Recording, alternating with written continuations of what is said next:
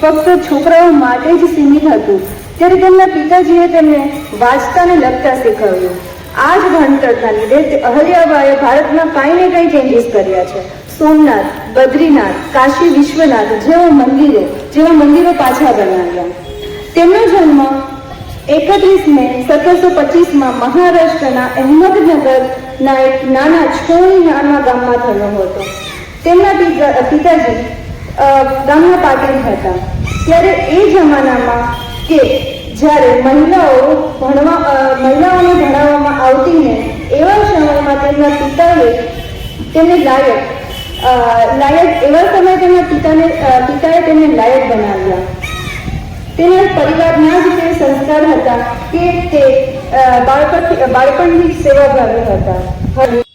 Ahilyabai Holkar history इन हिंदी से जुड़ी कुछ बातें जो बहुत ही पक्की प्रख्यात है, जैसे कि अहिल्याबाई होलकर जन्म से ही काफी चंचल स्वभाव की थी. वे कई कौशल्य अपने अंदर समेटे हुए थी. जब अहिल्याबाई की उम्र 42 साल के करीब थी तब उनके बेटे मालेराव के भी देहांत हो गया था. अहिल्याबाई होलकर को लोग देवी के रूप में मानते हैं और उनकी पूजा भी करते हैं. देवी अहिल्याबाई ने राज्य में काफी गड़बड़ मची हुई थी. उस परिस्थिति में राज्य को न केवल संभाला बल्कि कई नई आयाम भी खड़े किए. उनके सम्मान और उनकी याद में ही मध्य प्रदेश के इंदौर में हर साल भाद्रपद कृष्ण चतुर्दशी के दिन अहिल्योत्सव का आयोजन किया जाता है. अपने माता अहिल्याबाई होलकर ની 300મી જયંતિ નિમિત્તે આપણે મળ્યા છીએ. સાક્ષાત માતા અહિલ્યાબાઈના દર્શન પણ થયા છે અને આ સંસ્થા જે આપણે મંદિરના પટાંગણમાં બેઠા છે સોમનાથ મહાદેવ સાથે અધ્યક્ષ તથા માન્ય સંચાલકજી, કાર્યકર્તા બંધુઓ સૌનું આપણે આ તકે આપણી આગળના બે વક્તાએ જે વાત કરી, જ્યાં નારીઓનું સન્માન થતું એવા દેશ છે. અમે વાત પણ કરી, અત્ર નાર્યસ્તુ પૂજ્યંતે રમંતે તત્ર દેવતા. જ્યાં નારીની પૂજા સન્માન થતું હોય છે ત્યાં દેવોનો વાસ થાય છે. નારી તું નારાયણ. આપણે બધા જમાં અહલ્યાબાઈને ક્યારેય માત્ર અહલ્યાબાઈ એવો શબ્દ નથી વપરાય. અહલ્યાબાઈ માટે હંમેશા પુણ્ય શ્લોકા, લોક માતા, દેવી, અલગ અલગ પ્રકારના કેટલા બધા એના માટેના આભૂષણોથી હંમેશા એને સંબોધન થયું છે. શક્તિ અને ભક્તિનો રંગ, તુહી દુર્ગા દસ પ્રહિણી ધારિણી, આવું માતા અહલ્યાબાઈ માટે પણ કહેવાય છે. આપણે બધા આજે એવી મહાદેવી એમ કહેવાય છે કે અહલ્યાબાઈને ઇતિહાસના પન્નામાં ખૂબ મહત્વ આપવામાં નથી આવ્યું. માતા જીજાબાઈને પણ પરિચય છે, રાણી લક્ષ્મીબાઈનો પણ પરિચય છે, પણ માતા અહલ્યાબાઈનો પરિચય ખૂબ ઓછા લોકોને હશે. એટલા માટે આપણે આજે 300 વર્ષની આની આ જયંતિ યાદ સાથે આપણે યાદ કરતા રહીએ. એના કરેલા કામોને વારે વારે વાગોળતા રહીએ. એને સમરસતાનું કામ એટલું કર્યું. આપણે જે 5 પરિવર્તનની વાતોમાં એને સૌથી મહત્વનું કામો કર્યા છે. જ્યારે સમાજમાં આવા લોકો આવે છે ત્યારે આપણા કરેલા કામોને યાદ અને વાગોળવાની આપણી જવાબદારી હોય છે. આપણે એને ભૂલતા જતા હોય છે. એમને ખૂબ મહિલાઓને સશક્તિકરણ માટે પોતે ફોર્સ તૈયાર કરી દીધી અને એના માટે એમ કહેવાય છે પોતે ફિલોસોફરના મોટામાં મોટા ફિલોસોફર પણ હતા. ધાર્મિકતા પણ એનામાં ભરી દીધી, નીતિ પારાયણતા પણ કરી દીધી. રાષ્ટ્રના સમૂહ માટે એને કરેલા કામો આપણે યાદ કરવા આપણી જવાબદારી છે. એને નદીઓના પહાડો બંધાવ્યા, શિક્ષણની જે સ્થિતિ નબળી હતી એવા વખતે શાળાઓ બંધાવી, નાની નાની બાળાઓને એને શિક્ષણ માટેની વ્યવસ્થા કરી આપી. એ પોતે તો શિક્ષિત હતા પણ અન્ય અશિક્ષિત ન રહે એના માટે પણ એને ચિંતા કરી હતી. આજના સમયે એટલે કે આ 300 વર્ષની ગઈકાલની આપણે દિવસ ઉજવી રહ્યા છે ત્યારે આપણે કોરીના નગરમાંથી બધા જ પધારેલા લોકોએ આપણે અહલ્યાબાઈ હોલકર ને માત્ર અહલ્યાબાઈ હોલકર નહીં પણ માતા દેવીના સ્વરૂપમાં જોતા જોતા આપણે એના વિશે ક્યારેક વાંચવું જોઈએ, ક્યારેક એના વિશે સાંભળવું જોઈએ.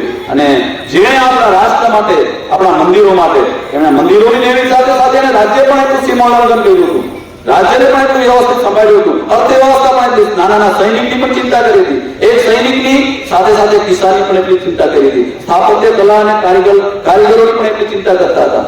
અંતે પોતે છેક પોતાના નિજી કોષમાંથી એટલે પોતાની પાસે પોતાનું ભંડોળ અને રાજ્યનું ભંડોળ અલગ રાખતા પોતાનું નિજી ભંડોળ 16 કરોડનું હતું. એમાંથી એમને માત્ર ને માત્ર આવા મંદિરોની, આવા ઘાટોની, આવા અન્નક્ષેત્રોની, એમ કહેવાય છે કે સ્ટુઅર્ટ નામના એક અંગ્રેજે 1818માં જયારે કેદારનાથ જાય છે ત્યારે જુએ છે કે આ 3000 ફૂટ ઉપર એક પથ્થર, અહીં માનવ વસવાટ શક્ય નથી. આ પથ્થરનું અહીં એટલું મોટું આ અન્નક્ષેત્ર બનાવવાનું કે કુંડ, યજ્ઞ, કુવા આ બધું બનાવવાનું કામ કેવી રીતના શક્ય છે? ત્યારે માતા અહલ્યાબાઈના આભારે 1795માં એટલે કે 70 વર્ષની વયે પોતે આ દેહ છોડીને જાય છે. પણ જતા જતા એમનો જીવ, એમનો આપણે આજે પણ આવા મંદિરો, સ્થાપત્યોમાં મણિકર્ણિકા ઘાટ, કેટલા પણ ઘાટો બનાવે છે, એમાં આપણને પ્રસ્તુત થતા જોવા મળે છે. સામાજિક સમરસતાનું સૌથી મોટામાં મોટું ઉદાહરણ તો એ પોતે સામાન્ય પરિવાર, અંદર એટલે આપણે ત્યાં ભરવાડ સમાજ તરીકે આપણે વિચારતા હોય છે, એ સમાજનું કામ કરતા હોય છે કે ગાયો, ઘેટા બકરા ચરાવનાર એકદમ રાજવી પરિવારમાં કેવી રીતના પહોંચે છે. અને પોતે પણ એવો લીધેલો નિર્ણય, પોતાની પુત્રીને એક સામાન્ય પરિવારમાં પરણાવીને આખા સમાજમાં પ્રસ્થાપિત કર્યું કે હંમેશા માટે જ્ઞાતિ, જાતિ આ બધા પણ વ્યક્તિ વિશેષ મહત્વ છે. એને પોતે પણ અને પોતાના સસરા એટલે ભાલેરાવ પણ આવા જ સ્થિતિમાં હતા. પોતેની ખૂબ હોશિયાર અને વીર હોવાને કારણે એના જીવનમાં એક સુબેદાર સુધી પહોંચ્યા હતા. તો આપણે આજે આ સમયે સામાજિક સમરસતા મંચને સાથે આ કામને યાદ કરીને આજના દિવસે માતા કરેલા કામો એને આજે સ્થાપત્ય અને સૌથી મોટું કામ તો આપણે જોડવાનું કામ, વ્યક્તિને જોડવાનું કામ એ કર્યું, એને આપણે આભારી છીએ. આજના દિવસે માતાને વારે વારે યાદ કરીએ અને અહલ્યા માતાના કામને વધુમાં વધુ વિસ્તાર સાથે લઈ જઈએ.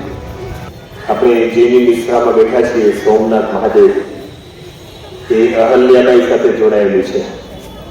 300 વર્ષ પહેલા જન્મેલી એક સામાન્ય સ્ત્રી અને આથી 70 વર્ષ જેવી હાલી, અને આજે પણ આવા નાના સેન્ટરમાં આપણે એને યાદ કરીએ છીએ. એનું કારણ સોમનાથનો જીર્ણોદ્ધાર, કાશી વિશ્વનાથનું મંદિર.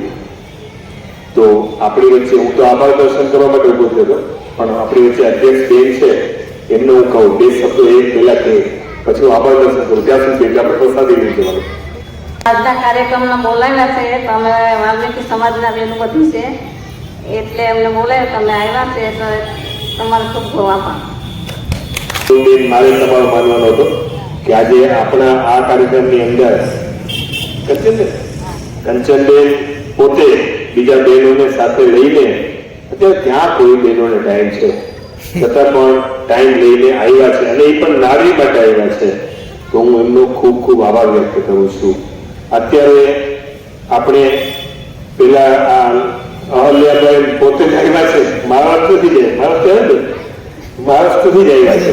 હા, તો આપણા જિલ્લા કાર્યવાહ છે હિંમતભાઈ, એમનું વિનંતી કરું તમે આવો અને અહલ્યાબેનને એક સ્મૃતિ આપીને એમનું અભિવાદન કરો. જે કે આપણે તો ઝડપ એક અહલ્યાબેન તમારી વચ્ચે આવ્યા છે, તો એમની પાસેથી એક આપણે જિલ્લા કાર્યવાહ છે એમને એક સ્મૃતિ આપશે અને એમનું અભિવાદન કરશે. આપણે બધા જય બોલો. બોલો ભારત માતા કી, ભારત માતા કી, ભારત માતા કી. અહલ્યાબેન હોલકરની જય. ધન્યવાદ. અને તૈયાર કર્યો એ બેન જયેશભાઈની દીકરી છે, એમને પણ આપણે પ્રોત્સાહિત કરીએ. આપણે બધાને વિષય સમજાવ્યો તો ન સમજાવ્યો, એને તો અઠવાડિયાથી મહેનત કરી અને આખો વિષય તો આપણી વચ્ચે ચંપાબેન ભટ્ટ છે, એમને વિનંતી કરું કે આ દીકરીને પ્રોત્સાહિત કરે. એમને આપણને સમજાય ગયો, એમને સમજાય ગયો, સમજાઈ ગયો.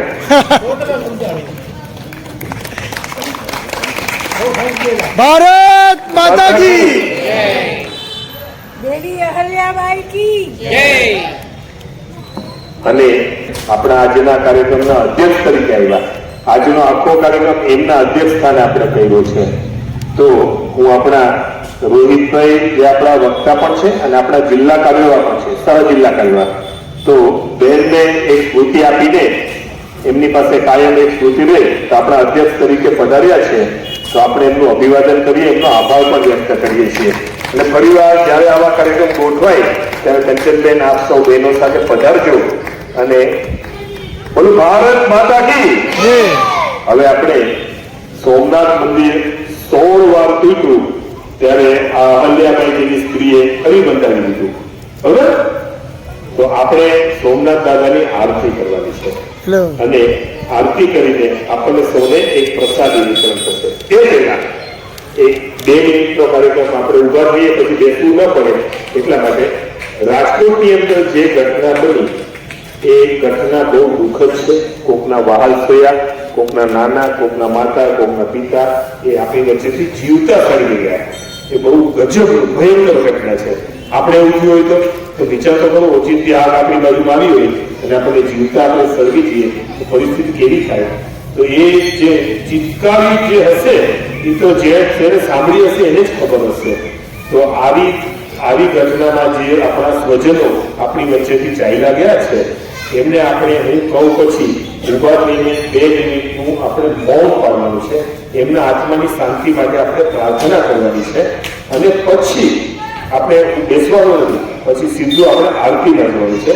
આરતી પછી આપણે આજે માતા અહલ્યાબાઈનો જન્મદિવસની ઉજવણી છે એટલે આપણે પહેલાનો પ્રસાદ પણ કરવાનો છે. આરતી કરીને તરત આપણે પ્રસાદ પણ લેવાનો છે. તો બધા લોકો ઉભા થઈએ અને આપણે આ રાજકોટના મૃતક જે ભાઈ બહેનો છે એમની આત્માની શાંતિ માટે 1 મિનિટનું આપણે સૌ આંખો બંધ કરીને બધા લોકો મૌન પાડીએ અને આ આત્માનો ભગવાન શાંતિ આપે તેવી પ્રાર્થના કરીએ. આંખો બંધ.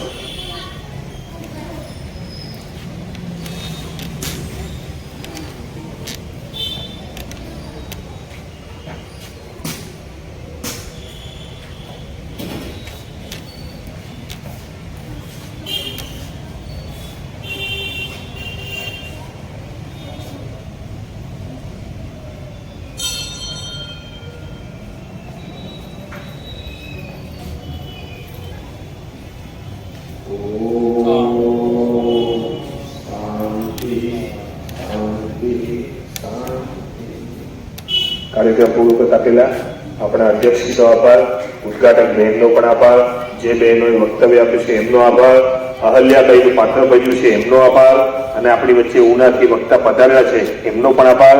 આપ સૌનો ખૂબ ખૂબ આભાર. અને જંગલેશ્વર આ જે સોમનાથ મંદિરના પૂજારી છે જે હરેશગીરી બાપુ, એ હરેશગીરી બાપુએ ખૂબ સારો સહયોગ કરીને આ બધો કાર્યક્રમ ગોઠવવામાં એમણે ખૂબ મદદ કરી છે. એટલે સોમનાથ મહાદેવ મંદિરના હરેશગીરી બાપુનો ખૂબ ખૂબ આભાર વ્યક્ત કરું છું. સોમનાથ ટ્રસ્ટનો પણ આભાર વ્યક્ત કરું છું.